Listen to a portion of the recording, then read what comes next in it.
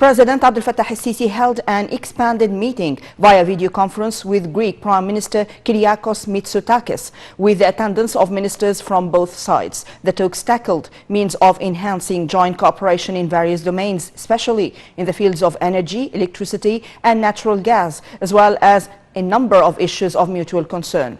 The meeting discussed the climate change file, where President el-Sisi reiterated that Egypt will adopt a comprehensive strategy during the coming COP27, which will be held in Sharm el-Sheikh next November. For his part, the Greek premier expressed confidence in Egypt's presidency of the climate change conference and stressed keenness on boosting coordination in this regard. Both sides agreed on implementing protocols signed between the two countries on bilateral level and within trilateral cooperation among Egypt, Greece and Cyprus, as well as the partnership with the European Union.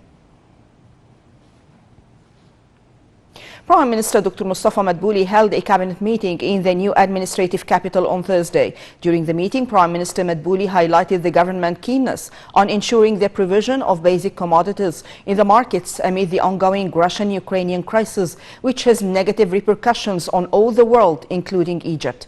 Madbouli instructed monitoring the markets to prevent price manipulation and warned that the government will not approve any of these activities. He also valued the great efforts done by all authorities to facilitate return of 175 Egyptians from Ukraine.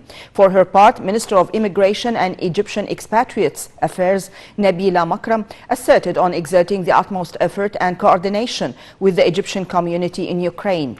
Moreover, Minister of Tourism and Antiquities Khalid Al-Anani reviewed the situation of incoming tourism, pointing to the ministry's efforts in dealing with the Russian-Ukrainian crisis.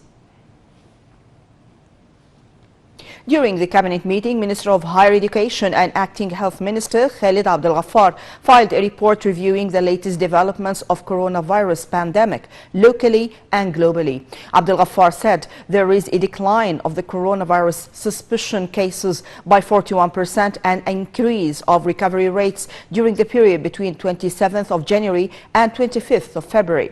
The minister also pointed to 50% of targeted categories are vaccinated and about 1.1 million booster doses were given to top priority categories. Concerning vaccination of the category between 12 and 15 years old, Abdel Ghaffar noted that 450,000 have received first and second shots. And regarding the category between 15 and 18 years old, 2,056,000 have been double vaccinated.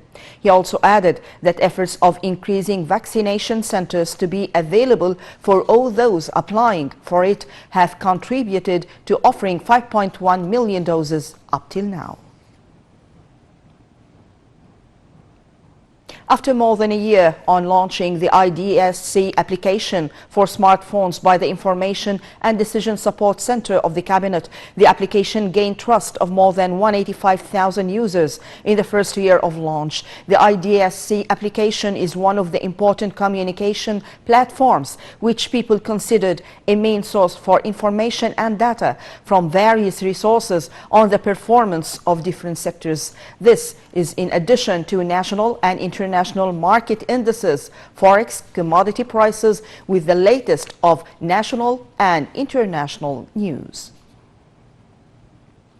Minister of Defense General Mohammad Zaki witnessed the main stage of Beher 21 Command Centers project, which is implemented by the 2nd Field Army. The top defense official said that the armed forces are able to defend the nation, adding that they have a modern armament system. The project, which lasts for several days, came in the framework of the combat training plan of the armed forces units. Minister of Defense Lieutenant General Mohammad Zaki attended a ceremony honoring a number of commanders of the armed forces who ended their service and retired in January 2022. Chief of Staff General Osama Askar, commanders of the main branches of the armed forces, several key commanders and their families attended the ceremony. The General Commander of the Armed Forces bestowed the retired commanders the Republic Order of the second degree, which was approved by President Abdel Fattah el-Sisi. Lieutenant General Mohammad Zaki delivered greetings and appreciation by President el-Sisi for the commanders who ended their services after serving the nation and defending it.